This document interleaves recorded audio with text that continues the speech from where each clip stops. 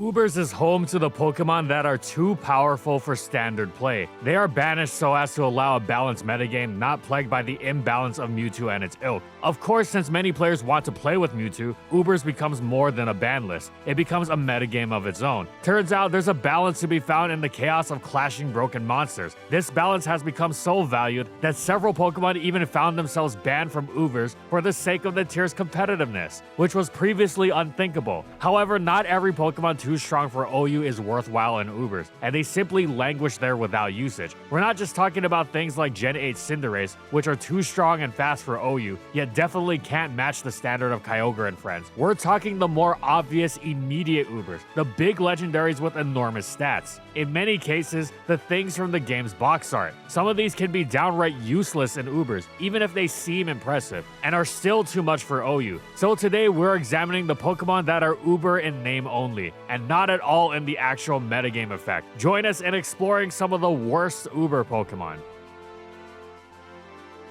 But before we start, this video is sponsored by Factor. If you're anything like us at FSG, you probably lead a very busy life, whether it be work or other obligations. Who has time to add further stress to your day prepping, cooking, and cleaning when it comes to your food? And takeout is too expensive. Why not enjoy your food stress-free by ordering a box from Factor? All of Factor's meals are chef-crafted, dietitian-approved, and come from a weekly menu of 35 options. They are pre-cooked and ready to eat right out the microwave after just 2 minutes. They may be pre-cooked, but they are never frozen, so they are way better than frozen TV dinners. In fact, Factor was kind enough to send us a keto box, which have all sorts of low-carb meals that are delicious. I especially love this ground beef and thyme cottage pie, and this pork tenderloin with cheesy cabbage. Man, that was really good. But keto isn't their only option. You get to choose from a bunch of different meal plans from Calorie Smart, Protein Plus, and of course, Veggie and Vegan. But that's not all. Factor now has loads of snack options including breakfast, protein shake lattes, juices, and even these new mango smoothies with zero added sugars. I love mango smoothies. How did Factor know? And the best part, it's way cheaper than eating takeout. Don't fall into the overpriced takeout trap. With Factor, you get the convenience of takeout as it's delivered straight to your door, but at a much more affordable price. So what are you waiting for? Eat stress-free.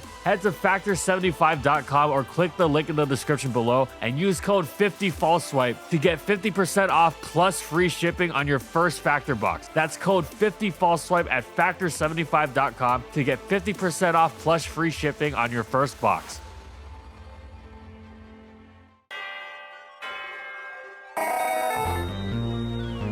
Deoxys Normal, or DON, is by far the worst of the Deoxys forms. Not because it's nondescript, no, that would actually be preferable. A Deoxys form with more neutral stats across the board would give it its own unique niche. No, DON fails because it is a lesser version of Deoxys Attack. DOA is an extreme type of Pokemon, and if you're going to go extreme, you have to commit. DOA's design commits fully, no pretenses towards any bulk whatsoever, just all-out destruction through offense and speed. DON commits too, just not as much. It's clear why this doesn't work. When you pull back even just a little, you don't get the full effect. Okay, DON gets a little extra bulk in exchange for not being as strong and fast as DOA. Does that extra bulk actually do anything? No, it doesn't. Well, since we're suckers for detail, not really, meaning that no, it has never done anything except for this one instance a long time ago. In Gen 4 Ubers, DON had a very specific niche in the lead metagame, which of course is centered around Deoxys speed. Basically, DON's job was to act as a DOA that had just enough bulk to withstand hits from DOS, preventing it from getting anti-lead, and being able to carry out its own anti-leading as DOA would like to do itself, were it not so tremendously vulnerable to DOS's extreme speed. However, over time, DOS moved away from extreme speed in favor of more useful moves, and even beyond that, players just wanted to use DOA, which was so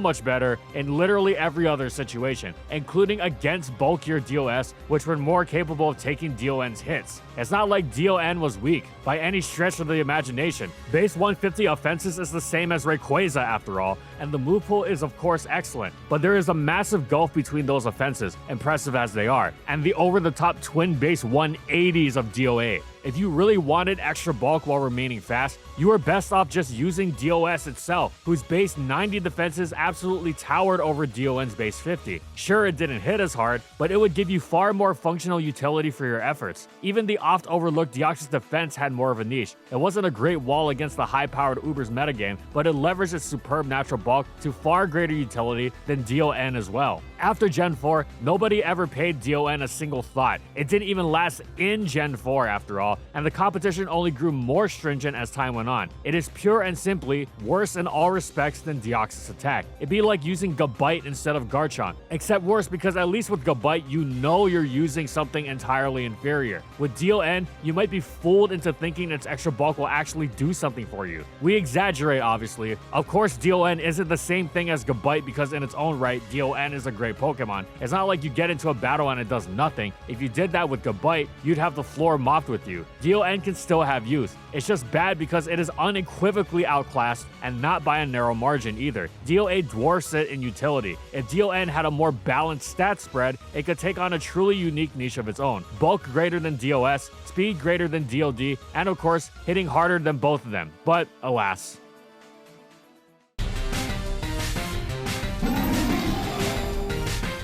Solgaleo's greatest contribution to Ubers is its fusion with Necrozma, giving us Duskmane, which is basically a Mega Solgaleo, which ensures that Solgaleo itself has no reason to be used. Even if you take away the fact that in Gen 7, this Mega Solgaleo can also turn into another Mega Pokemon entirely. However, even before Ultra Sun and Moon came around, Solgaleo had almost no presence in Gen 7 Ubers, after a small handful of uses early in the gen where new toy syndrome was in full effect, and even that wore off quite quickly, especially considering its box legend status. Eventually, opinions of its capability dropped to the point where it was suggested to be tested in OU. That didn't come close to actually happening, but even those who disagreed with it found it difficult to fully dispute the fact that the idea had some legitimacy to it, even if not altogether that much. Put it this way, someone suggests Mewtwo for OU, you look at them like a maniac. Someone suggests Solgaleo for OU and, well, you might not agree, but you could see it. What is Solgaleo's issue then? Well, it's quite comparable to Metagross, which it shares not only its typing and therefore stab combination with, but also a near identical attack stat. Its base 137 clocking in at slightly higher than Meta's base 135. And even its ability. Yes, Solgaleo's is called Full Metal Body, but it is identical to the stat drop blocking Clear Body that Metagross most enjoys for the fact that it prevents the ubiquitous physical attacker catch-all of Intimidate from slowing it down whatsoever. With this comparison in mind, the idea's credibility is suddenly thrust into sharp new clarity. For all its power, Metagross's offensive threat level is not what it once was, as demonstrated by its decline over the generations. Steel may have improved as a stab with the introduction of fairy types, but it's still not incredible in its own right without a helpful secondary stab, and Psychic doesn't quite gel well with it as well as you'd like, nor do its coverage moves. While useful, they just don't pack the kind of shattering power you need. We're not talking Mega Metagross here, of course. Mega Metagross is much faster than Solgaleo and significantly stronger too, with its higher base attack bolstered further by its tough claws ability. In fact, it outclasses it so significantly that Mega Metagross was actually a fairly common sight, far more than Solgaleo in the Sun and Moon metagame, before Duskmane was to arrive in the Ultra Sun and Moon. Of course, the reason Solgaleo isn't dropped into OU is that it's not just a better Metagross, it is a much better Metagross. It's far faster, far bulkier on both sides of the spectrum, and has an amazing coverage move in Flare Blitz. It can even heal itself reliably with Morning Sun. Still, it demonstrates why Solgaleo wasn't used in Ubers even pre-Duskmane. The concepts holding Metagross back through multiple generations of OU held true in Ubers as well, and Solgaleo just could not make much of an impact in a metagame dominated by fast, bulky Arceus forms as well as Primal Groudon. Its stab Sunsteel Strike wasn't going to get it very far. Doesn't Duskmane have the same issues? Theoretically, yes, but it's not held back by them because it is much stronger and can boost further with Swords Dance, and is more difficult to take down with super effective hits thanks to Prism Armor. It's better on the support side too, thanks to its access to Stealth Rock, but again, even pre-Duskmane, Solgaleo offered nothing even defensively that wasn't done much better by Magearna, which made up for its lack of reliable recovery with its far better defensive typing and access to Heal Bell. Even the unique concept of Scarf Solgaleo didn't really generate much enthusiasm in those early Gen 7 days. If it was ruined by the addition of Duskmane, that'd be one thing, but Solgaleo just couldn't hack it from the very beginning.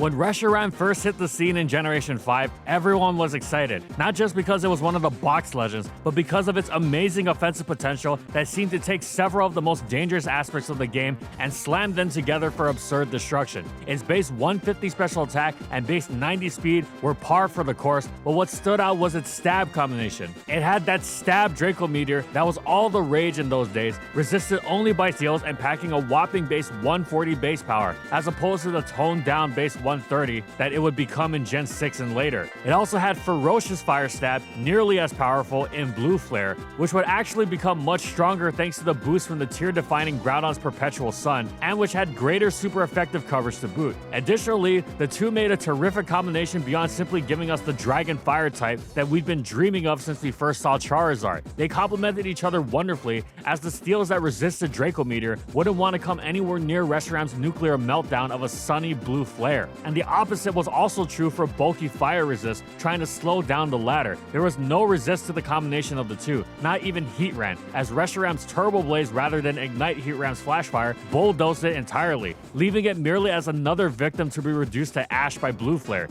Even the pink blobs Chansey and Blissey couldn't stand up to Blue Flare's unholy screaming power. You couldn't even try to replace the sun against Reshiram safely, given how badly Draco Meteor bludgeoned Kyogre and Tyranitar. Everyone was thrilled at the prospect of what promised to be Uber's new foremost architect of annihilation. But that didn't last long at all. You might think, oh, Reshiram was eclipsed by Kyurem White when Black and White 2 came around. And yes, that was more or less true, but before that, Reshiram had already been tossed aside, not a part of serious play after the initial appeal had worn off. It lasted longer than Solgaleo. It hit much harder after all, but it was simply such an unbelievable pain to safely get it on the field that the player base quickly lost patience and stopped bothering. It was legitimately easier to get Ho-Oh on the field, Stealth Rock weakness and all, because Ho-Oh had much better bulk and the typing to actually switch into common threats safely, such as several dangerous Arceus forms like Fighting. And remember, this is before Black and White 2, meaning before Ho-Oh got Regenerator. Once it was on the field, Ho-Oh was functionally just as adept at blazing its way through neutral targets with Sunny Sacred Fires, crippling even Resist with the burns, so Tyranitar wouldn't exactly jump at the prospect of replacing Sun with Sand, while also delighting in brave birding the lights out of Kyogre attempting to replace Sun with Rain. Reshiram, on the other hand, wasn't outright frail, but it was a far cry from bulky by Uber standards, which combined with its far less useful defensive typing meant getting it on the field was a major struggle. This severely impeded its ability to launch its Blue Flares and Draco Meteors. Conversely, despite its lower power, Ho-Oh's superior defensive profile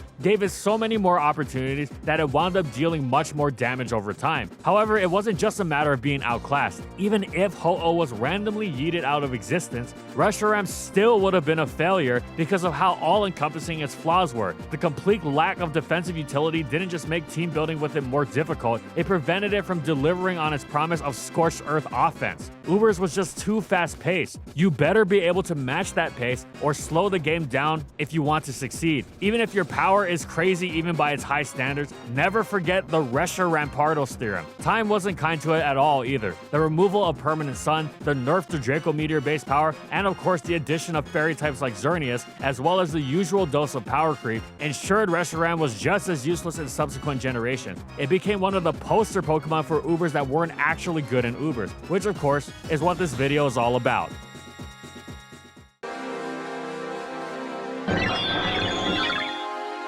Not all Arceus forms are created equal, of course, but we're singling out Bug for a reason. It has received clamoring on more than one occasion, in more than one generation, to be tested in OU. Yes, blasphemous though it may seem, the god of Pokemon's pestilent form does not command sufficient reverence or fear to prevent such heretic ideas from disseminating. Nothing came of them, of course, as more reasonable heads prevailed in convincing those apostates that even Arceus' lowliest form would smite standard play with ease, but it does demonstrate that even the great all-creator is not exempt from such debasing distinctions as to land it on this list. When you think of monotyping, Bug hardly seems like the worst. Yes, it's flawed, but it also has several advantages. It resists significant attacking types like Fighting, Ground, and Grass. With Stab, it hits dangerous Psychic and Dark types super effectively. On a good Pokemon, let alone one of Arceus' stature, it feels like you could do a lot worse, especially when your options are every other type out there. So why is Bug so singled out as the worst? Well, it's basically the combination of the lowest upside upsides and the highest downsides.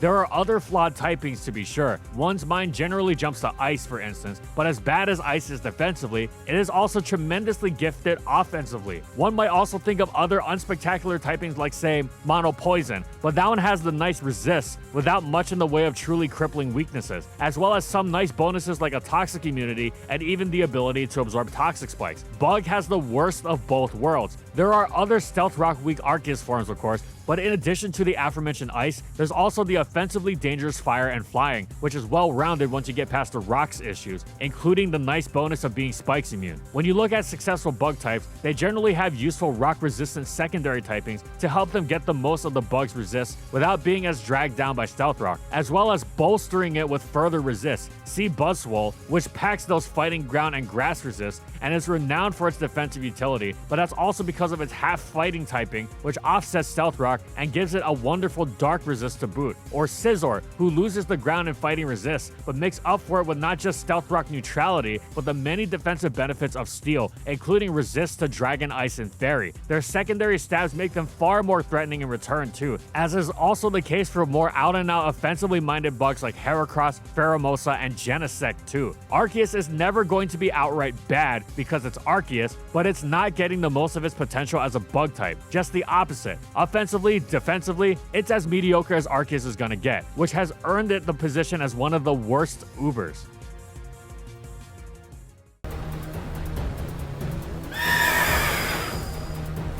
We're restricting this to an honorable mention because it is very, very self-evident, as well as a rehash of the Solgaleo concept, but it's worth a quick glance at specifically because of how obvious it is. Calyrex Shadow is an unbelievably dangerous Pokemon, being the defining threat in Gen 8 and getting banned in Gen 9, and Spectreer's main contribution to Ubers is allowing Calyrex to fuse with it. Obviously, it's fully outclassed in Gen 8, but even when there's no Calyrex S around to outclass it in Gen 9, Spectreer doesn't have anything worth doing. It's just not quite up to snuff with Ubers' standards of power, speed, and even bulk.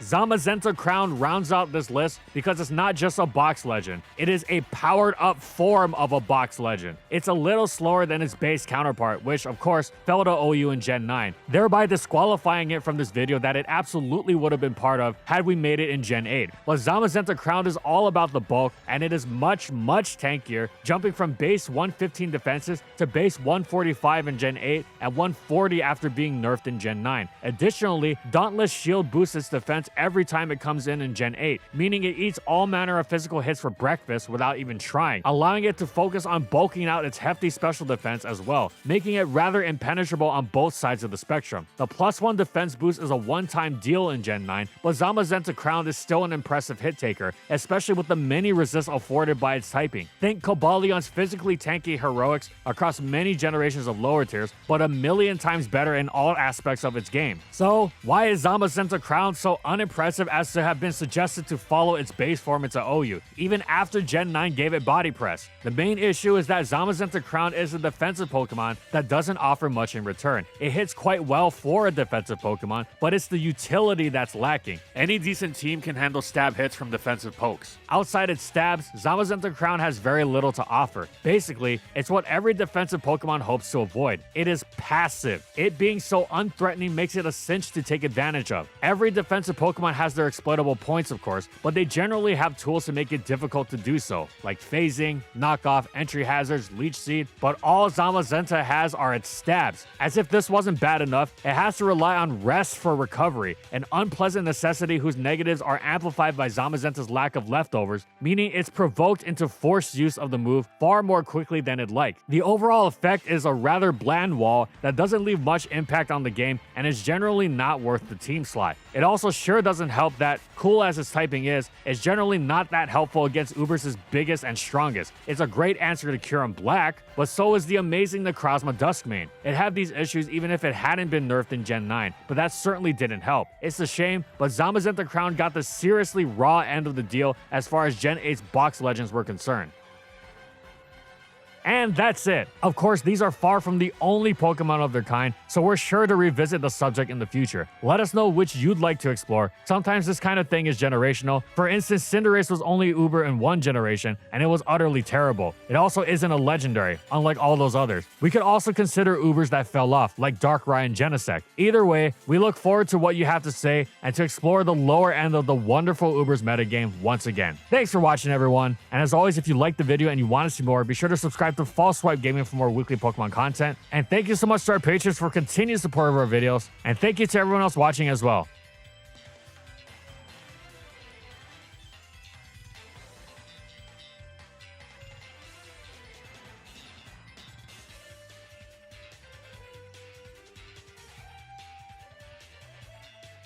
And thank you so much to our Platinum patrons. Thank you to Amphozenus, Alex Sable, Anthony Belval Renault, Bingleton, Daniel Isbeast, Dr. Mint, Funky, Glitcherton, Howl, Nurse Jake, Jack G, Lord of the Rabbit, Pretzel SP, Raven Daytona Ring, Ray Ray, Skylaria, Soares and Croxon, Shiwei Miji, Stoneface Colin, and Quetzalcoatl Northropai for their major support of our videos.